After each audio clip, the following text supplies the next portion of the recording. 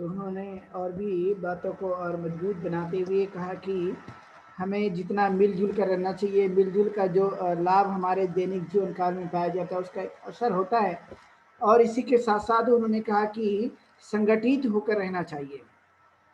यदि संगठित होकर रहा गया तो फिर हमें कोई भी कमज़ोर नहीं बना सकता। तो जहाँ पर भी हम रहते हैं, जहाँ जिस जगह भी रहते हैं, तो जितना ज़्यादा हो सके हमने सब लोगों ने मिलजुल कर के संगठित रहने की जितनी हो सके तो हमने कोशिश करनी चाहिए, क्योंकि संगठित रहना मनुष्य के लिए इतना फ़ायदेमंद है कि वो कहीं पर भी आपको फ़ायदा देखने के नहीं मिल सकता। इसलिए संगठित होकर पारिवारिक और सामाजिक रूप से एक बेहद ज़रूरी माना जाता है, और इसलिए इसका हमें जितना हो सके तो इस पर ध्यान देने की हमने कोशिश करना जो बहुत ही ज़रूरी माना जाता है। जितनी ज़्यादा हम बिखरे हैं, वो बिखरे रहना हमारी अपनी कमज़ोरी है, और ये कमज़ोरियाँ जब तक बनी रहेगी तब तक हमारे पर आक्रमण होंगे, तब तक हमारे ऊपर में लोग हावी होंगे, और तब तक हमें गुलाम बनाया जाएगा। इसलिए संगठित रहकर हमें अपने जीवन को जीने की कोशिश करना। इसलिए बौद्ध धर्म हमें संगठित बनाता है, हमें आपस में जोड़ने का काम करता है, क्योंकि उसमें किसी भी प्रकार की कोई जातियाँ नहीं है। और जिस धर्म में जाति नहीं है वो सबको जोड़े रखने के लिए सबके साथ समानता का व्यवहार करके उसे सही बनाने में कहीं ना कहीं हमारी अपनी मदद करता है। इसलिए वह एक प्रकार से हमारे लिए संगठित रहने की प्रेरणा देता है। इसलिए धर्म के आधार पर जीवन जीते समय हमने इस भावना को और भी मजबूत बनाए रखने की कोशिश करना जितना हम कर सकते थे। इसलिए बाबा अम्बेडकर इस काम को करने के लिए वह 24 घंटे किताबों के साथ साधना किया करते थे। एक खास महत्वपूर्ण बात है कि कहीं उन्होंने साधना की तो उन्होंने किताबों के साथ साधना की, क्योंकि आपने देखा होगा कि वो रात दिन जो है वह अध्ययन करते रहते थे, पढ़ाई करते रहते थे। इवन बौद्ध धर्म का भी उन्होंने बड़ा गहरा अध्ययन किया, और गहरे अध्ययन करने के बाद में उनको समझ में आई ये बातें कि संसार में मैंने सारे धर्मों का अध्ययन किया, और सारे धर्मों का अध्ययन करने के बाद में कोई धर्म मुझे नहीं लगा जो बहुत काम का होगा सिवाय बौद्ध धर्म के। और इसलिए मैं इस धर्म को अच्छी तरह से मानता हूँ, क्योंकि यह धर्म कल्याणकारी है हमारे जीवन को अच्छा बनाने के लिए। और संसार में रहने वाले जितने भी लोग होंगे वे जब तक बौद्ध धर्म के आधार पर अपने जीवन को नहीं जिएंगे तब तक उनके जीवन में कोई भी खास परिवर्तन आने की संभावना नहीं होगी। इसलिए सब लोगों ने बौद्ध धर्म के जीवन के आधार पर या उनके मार्ग पर चल के उसका आचरण करने पर जोर देने की कोशिश करनी चाहिए, क्योंकि यह हमारे लिए कल्याणकारी है, ये हमारे लिए मंगलमय है जितना हम इसको करने की कोशिश कर सकते हैं। और इसलिए उन्होंने कहा कि मेरा जो कुछ भी जीवन बचा हुआ है, मैंने सारा ये सब कुछ तो कर दिया, लेकिन मेरा जो कुछ भी जीवन बचा हुआ है मैंने मेहनत कर ली, मैंने सब कुछ कर दिया, लेकिन मेरा बाकी का जो जीवन जो भी बचा होगा मैं बौद्ध धर्म के विकास के लिए अपने खुद के मैं आचरण पर जोर देते हुए बौद्ध धर्म के विकास के लिए मैं ज़्यादा से ज़्यादा कार्य करने की कोशिश करूँगा। और हमने देखा कि उन्होंने बौद्ध धर्म के विकास के लिए उस काल में कई तरह के कार्य को करने के लिए उन्होंने कोशिश की, और जगह जगह लोगों को उसके लिए प्रेरित किया, बौद्ध विहार निर्माण करने के प्रेरित किया। उन्होंने विश्वविद्यालय बनाने की प्रेरणा दी, और उन्होंने बनाया भी, और साथ में कई जगह उन्होंने बुद्ध की मूर्तियों को भी स्थापित करने की कोशिश की। तो ये सभी बातें जब हम देखते हैं तो हमने ये महसूस किया कि ये उनकी जो देन है, उनकी जो शिक्षा है वो मानव के हित के लिए और मानव के कल्याण के लिए बहुत ही महत्वपूर्ण है। तो जितना ज़्यादा ये बढ़ेगी उतना ज़्यादा एक प्रकार का लाभ मिलने की पूरी पूरी संभावना पाई जा सकती है। और इसलिए कहा जाता है कि बौद्ध धर्म जो है वह यथार्थवादी है, सत्य पर आधारित है, कल्याणकारी है, और ये यथार्थ की शिक्षा वो सब जगत के लिए उतनी ही महत्वपूर्ण है। आपने देखा हो कि इसमें किसी भी प्रकार की काल्पनिक और असत्य पर आधारित कोई वस्तु नहीं दिखाई देगी, कोई ऐसी चीजें नहीं है जो असत्य पर आधारित है। आप सब जगह देखेंगे कि जब भी उन्होंने कोई बात बताने की कोशिश की उसका आधार सत्य और कल्याणकारी आधार रहा है, वह यथार्थवादी रहा है, यानी जैसा उन्होंने बोला वैसा करने की पूरी पूरी कोशिश की। तो यही बात बाबा साहब अम्बेडकर को अपने समय में अच्छी लगी, और उन्होंने कहा कि संसार में यदि कोई धर्म स्वीकार करने के योग्य है तो वह सिर्फ और सिर्फ बौद्ध धर्म के अलावा कोई और भी नहीं हो सकता, और वह उसकी कोई संभावना भी हमें दिखाई नहीं देती, क्योंकि हमने सबके साथ बातचीत की है, सब धर्म के संस्थापकों या उनके जो कुछ भी लीडर या नेता थे, उनके पास जाकर भी हमने उनसे बातचीत की है, लेकिन हमने ये पाया कि बुद्ध के समान या बुद्ध के धर्म में जो चीज़ें आई है वो कहीं पर भी हमें नहीं दिखाई देती, और इसलिए हमें अपने स्वयं के उत्थान के लिए सिर्फ और सिर्फ बौद्ध धर्म का अंगीकार किए बिना कोई भी उपाय नहीं हो सकता। तो इस बात पर उन्होंने ज़्यादा से ज़्यादा जोर देते हुए बातों को कहने की कोशिश की, और यही एक बड़ा कारण है कि बाबा साहब अम्बेडकर ने असंख्य लोगों के साथ में बौद्ध धर्म का अंगीकार किया, क्योंकि लोगों के जीवन में वे परिवर्तन लाना चाहते थे। उनका हेतु ये था कि बाकी के जैसे लोग धर्म का आचरण करते हैं और दिन भर वो माला जपने में रहते, उसका फर्क कोई नहीं पड़ता, बल्कि उन्होंने कहा कि धर्म का अंगीकार इसलिए क्योंकि मेरे जीवन में बदलाव आ सके, परिवर्तन आ सके, और मैं सुखपूर्वक अपने जीवन को जी सकूं। इस बात पर भी उन्होंने बल देने की कोशिश की। और इसके बाद आप जानते ही है कि सिर्फ उन्होंने धर्म ही नहीं दिया, तो उन्होंने कई तरह से लोगों के सामने भाषण देकर बातों को बताने की भी कोशिश की। वो जो एक प्रकार से उन्होंने हिंदू धर्म की पोल लोगों के सामने खोलने की पूरी तरह से कोशिश की है। उन्होंने अपने भाषण में ये बात भी बताने की कोशिश की कि जैसे आप जानते हैं कि जो गीता है, तो जो गीता है, तो उनकी ऐसी धारणा थी कि गीता जो है एक प्रकार से धम्मपद की नकल है, जो गीता बाद में बनाई गई, जो महाभारत का एक भाग हमें दिखाई देता है। तो बाबा साहब अम्बेडकर की धारणा ये थी कि यह गीता जो है यह एक प्रकार से धम्मपद की नकल है। जो धम्मपद यह खुद्दक निकाय का एक भाग है बौद्ध साहित्य में। तो उस देखा जाए तो गीता जो है वह धम्मपद की नकल है, वो बाद में बनाई गई है। और इसलिए आपने ये देखा होगा कि महाभारत का पहले का नाम जय संहिता था, पहले का नाम उसका महाभारत नहीं है, पहले का नाम जय संहिता है, और जिसमें सिर्फ और सिर्फ 24,000 श्लोक थे। कालांतर में उसका नाम बदल दिया गया, और नाम बदलने के बाद में उसका नाम जो है वह महाभारत रखा गया, और तब 96,000 श्लोक उसमें लाए गए। अर्थात शुरू का जो उसका नाम था वह नाम जय संहिता के रूप में लोग जानते थे। तो देखा जाए तो बाबा साहब अम्बेडकर ने इसका अध्ययन करने के बाद कहा कि जो धम्मपद है वो धम्मपद की नकल ही एक प्रकार की गीता है, और इसलिए कई चीज़ों में वहाँ पर आपको मेल खाते हुए नजर आ सकते, क्योंकि उन्होंने धम्मपद की नकल करके उसे बनाए रखने की कोशिश की है। तो बाबा साहब अम्बेडकर ने कई तरह की बातों को कहने की कोशिश की कि दुनिया में जो कुछ भी लोगों ने निर्माण किया वो निर्माण किया तथागत गौतम बुद्ध की विचार धारा को लेकर, और बाद में उसको लोगों ने क्रॉस करने की कोशिश की, मतलब जिसे हम क्रांति और प्रतिक्रांति के रूप में हम लोग समझते हैं। तो तथागत की जो मानवतावादी क्रांति थी उसको ही काउंटर करके प्रतिक्रांति करने की पूरी तरह से कोशिश की, और उसी के रूप में उन्होंने अपना साहित्य निर्माण करने पर जोर दिया। लेकिन आप देखते हैं कि त्रिपिटक जो है वह एक प्रकार का ऐसा साहित्य है जहाँ पर कुछ खास बातों को तथागत गौतम बुद्ध की देशना को उसमें शामिल किया गया, और इसलिए बाबा साहब अम्बेडकर ने गहन अध्ययन करने के बाद इस बात पर जोर देने की कोशिश की, या ये बात बताने की कोशिश की है कि कई तरह की ऐसी चीज़ें हैं जिसकी नकल हिंदू पुरोहित लोगों ने करने की कोशिश की। इसलिए धर्मपद की नकल जो है वो गीता धर्मपद की नकल है, ऐसा साफ साफ बाबा साहब अम्बेडकर ने बताने की कोशिश की है। लोग इसको मानते हैं कि गीता पे हाथ रख दो, तो गीता पे हाथ रखने के बाद में लोग जो है उसको बड़ा पवित्र मानते हैं, लेकिन बाबा साहब अम्बेडकर ने इसके लिए वह उपाय नहीं दिया। और जब उन्होंने भारतीय संविधान का निर्माण किया, तो भारतीय संविधान का निर्माण करने के बाद में देश जो है वो गीता से नहीं बल्कि वह देश जो है भारतीय संविधान से चलता है, उसमें किसी भी प्रकार का गीता का कोई अहम रोल नहीं है।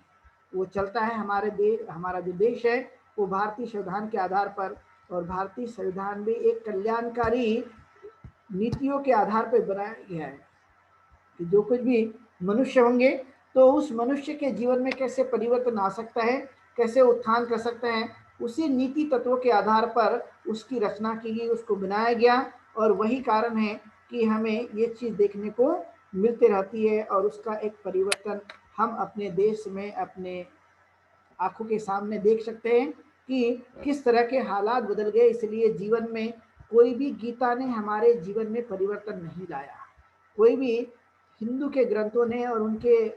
लोगों ने कोई हमारे जीवन में परिवर्तन नहीं लाया, लेकिन बाबा साहब अम्बेडकर के इस भारतीय संविधान ने हमें जीवन में अधिकार लाए और अधिकार देकर जो है हमारे जीवन को परिवर्तित करने का काम भी उन्होंने किया। ये खास बात हमें दिखाई देती है और इसलिए हमें इस बातों को समझने पर विशेष बल देना चाहिए कि जब जब भी हम लोग इन बातों को समझेंगे, वैसा वैसा हमारे साथ साथ हम दूसरों को भी एक अच्छी ओर लेकर जा सकते हैं।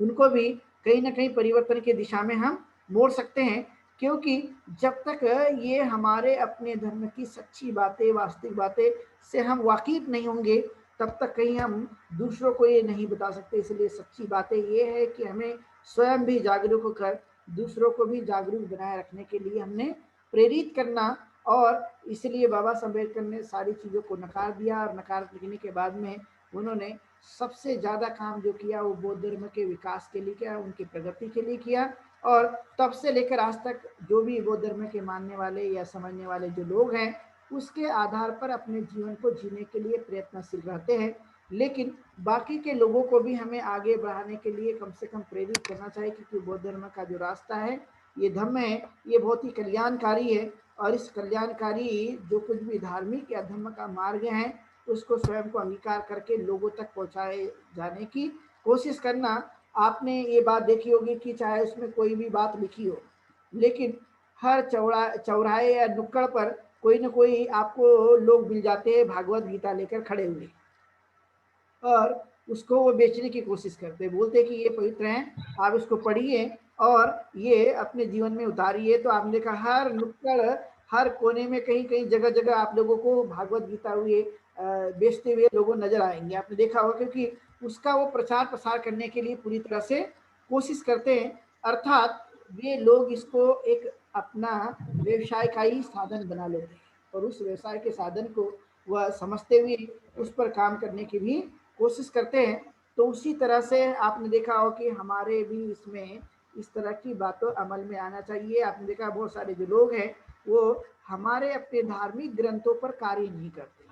और कहीं ना कहीं जब उस पर कार्य नहीं होता तो उसका प्रचार प्रसार करना काफी मुश्किल होता है। तो हम अपने धार्मिक ग्रंथों का प्रचार प्रसार करना, उसके विचारों का प्रचार प्रसार करना, ये भी काफी जरूरी माना जाता है। जैसे आपने देखा हो बहुत सारे लोग बेरोजगार होते हैं और तलाश करते हैं कि कहीं ना कहीं हमें कुछ चीज़ें मिल जाएगी, और जब नहीं मिलती तो बहुत बार हताश भी हो जाते हैं। तो ऐसे समय में अपने दिमाग का इस्तेमाल करके कि हमें क्या चीज़ करनी चाहिए, तो बुद्ध का साहित्य इतना बड़ा व्यापक है कि उन्होंने, जैसे आपने देखा हो कि हिंदू आदमी हर हर चीज़ के लिए प्रचार प्रसार करता है, वो किसी में भी या किसी क्षेत्र में भी कोई कमी न रह जाए, उसका पूरा पूरा ध्यान रखता है। तो उसी तरह से वो हमें भी विशेष तौर पर प्रचार प्रसार करने के लिए सभी प्रकार के नीति तत्वों पर हमें ध्यान देने की कोशिश करनी चाहिए। और ये बाबा साहब अम्बेडकर ने अपने समय में पूरी तरह से करने की कोशिश की। और इसलिए हम जानते हैं कि बाबा साहब अम्बेडकर ने अपने समय में बुद्धा एंड इस धम्मा, यानी बुद्ध और उनका धम्मा, इस किताब की उन्होंने रचना की। और रचना करके उन्होंने कहा कि मैं आपके लिए एक बाइबिल की तरह एक किताब बना रहा हूँ। जैसे ईसाइयों का जो बिलीव है, जो विश्वास है, वो बाइबल पर होता है, उसी तरह से उन्होंने कहा कि हमारे जो बौद्ध लोग हैं, जो बौद्ध लोग बन जाते हैं और धर्म के अनुसार आचरण करने की कोशिश करते हैं, तो उनके लिए मैं एक बुद्ध और उनका धम्म मैं आप लोगों को दे रहा हूँ। इसका अभ्यास कीजिए, इस पर जानिए, समझिए और उसके अनुसार जीवन को जीने की कोशिश कीजिए। ये आप लोगों के लिए एक मूल ग्रंथ है। और बाद में बाबा साहब अम्बेडकर के जाने के बाद में 1957 को ये ग्रंथ प्रथमतः प्रकाशित किया गया। और ये ग्रंथ आज भी पूरी दुनिया भर में इसको लोग पढ़ते हैं, क्योंकि बाबा साहब अम्बेडकर ने स्वयं ही इसको इंग्लिश में लिखा था। उन्होंने हिंदी में या मराठी में नहीं लिखा, उन्होंने इंग्लिश में लिखा। और बाद में कालांतर में भदंतर डॉक्टर आनंद कौशल्यान ने इसको फिर हिंदी में इसको रूपांतरण किया, मतलब अनुवाद किया। तो इस तरह से एक प्रकार से बुद्ध और उनका धर्म ग्रंथ, जो कि त्रिपिटक का एक सार है, वो उन्होंने कहा कि मैंने आप लोगों के बाइबिल की तरह इसको बनाने की कोशिश की है और ये ग्रंथ आप लोगों के लिए काम का है। तो इसे आपने पढ़ना चाहिए और समझने की कोशिश करनी चाहिए और दूसरों तक इसका ज्ञान बताने की कोशिश करनी चाहिए, जो बहुत ही जरूरी है। तो इस तरह की जो बाबा साहब अम्बेडकर की एक धार्मिक क्रांति जो थी, वो बिल्कुल एक प्रकार से सही रूप में उन्होंने करने की कोशिश की कि लोगों को उन्होंने दीक्षा तो दी, लेकिन उसके साथ साथ उन्होंने साहित्य भी दिया। न जाने ऐसे कितने लिटरेचर भी बना कर दिए जो अभी वर्तमान के लिए हमारे लिए काम के हैं। तो उन्होंने बखूबी सारी चीज़ों को उन्होंने पूरी तरह से करने की कोशिश की, चाहे वह अधिकार हमें दिया हो, स्वाभिमान से जीवन जीने के लिए धर्म दिया हो, या पढ़ने के लिए हमें वह किताब दी हो, सभी की सभी हमें उन्होंने एक सही रूप में अपने उस योजना को बनाते हुए हमारे तक उन सभी कार्यों को करने की उन्होंने कोशिश की है। और इसलिए हमें इसका पूरा पूरा ध्यान रखने पर विशेष जोर देते हुए आगे बढ़ने के लिए हमने कार्य करना चाहिए, जो कि बहुत ही ज़रूरी है। और इसलिए हम लोगों ने 14 अक्टूबर से लेकर 25 अक्टूबर तक पुनः एक बार हमने देशना की, और जो लोग दीक्षा लेना चाहते हैं उनके लिए इस कार्यक्रम को हमने रखा है। और कि जो भी होगा, लेकिन बाबा साहब अम्बेडकर के इस धार्मिक क्रांति जो उन्होंने की थी, चूँकि वो ऐतिहासिक है, तो उस आधार पर समझने की कोशिश करना, जानना, और उनके उन सभी जो विचार है उसको जितना हो सके तो अपने जीवन काल में समझना, सुनना, और उसके बाद अपने जीवन काल में उतारने की कोशिश करना। इसी भावना के आधार पर हम लोगों ने सबकी सहमति से इसका हमने आयोजन किया। आप लोगों ने आज के इस देशना को सुना है, तो सबके प्रति मंगल कामनाएं, और आप दीर्घायु सुखी बने, ऐसी मैं बात कहते हुए यहीं पर रुकता हूँ। और धर्म पालन गाथा से आज की इस देशना को हम लोग यहीं पर समाप्त करेंगे। सब पाप सकरणं कुशलं स उपसम्पदा सचेत पर्यदपनम् एतं बुद्धानुशासनं धम्मं चरे सुचरितं नतं दुचरितं चरे धम्मचारी सुखं सेति असमेन लोके परम निज न तावता धर्मधरो यावता बहुभासति यो चापम्पि सुत्वानं धम्मं कायेन पश्यति सवे धम्मधरो होति यो धम्मं न पमज्जति नति मे शरणं गय्यं बुद्धो मे शरणं वरम् एतेन सच्चवचेन होतु ते जयमङ्गलम् नति मे शरणं गय्यं धम्मो मे शरणं वरम् एतेन सच्चवचेन होतु ते जयमङ्गलम् नति मे शरणं गय्यं संघो मे शरणं वरम् एतेन सच्चवचेन होतु ते जयमङ्गलम् नमो बुद्धाय नमो धम्माय नमो संघाय साधु साधु साधु।